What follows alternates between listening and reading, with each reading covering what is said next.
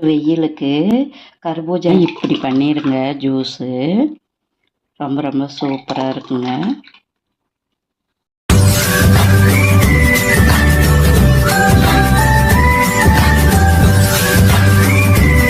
Welcome to Vasundhara Tamil channel.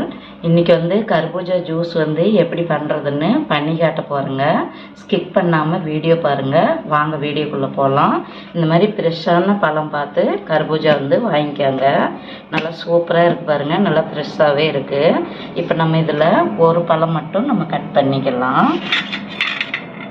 பெரிய பழமாக இருக்குது. இது நம்ம கட் பண்ணிக்கலாம்.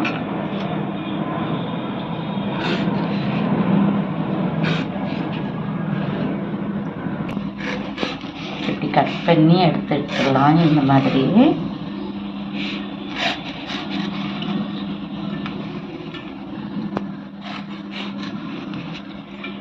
இப்போ இந்த விரையெல்லாம் இப்படி எடுத்துட்டுருக்காங்க.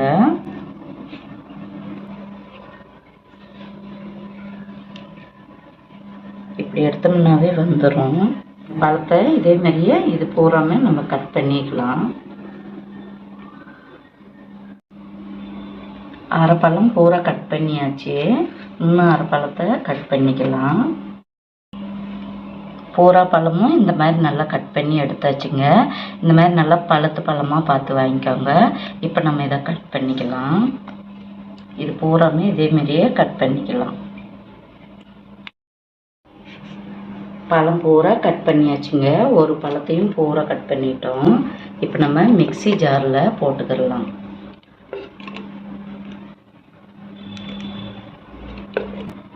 பால் நான் பச்சை பால் தாங்க எடுத்திருக்கேன். நல்லா கூலான பால் தாங்க இது.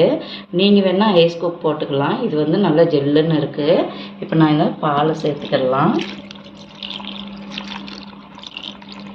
இந்த அளவுக்கு சேர்த்துடலாம்.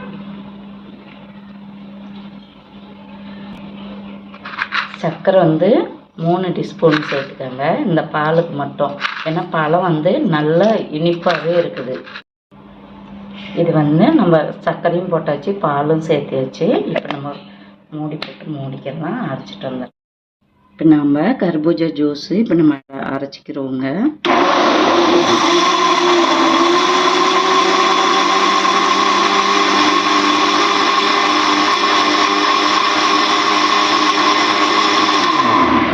ரெடி ஆயிடுச்சுங்க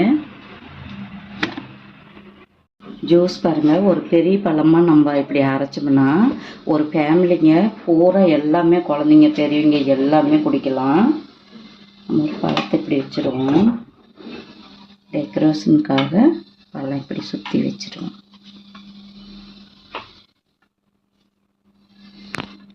நம்ம ஜூஸ் இதில் ஊற்றிக்கிடலாம் கிளாஸில்.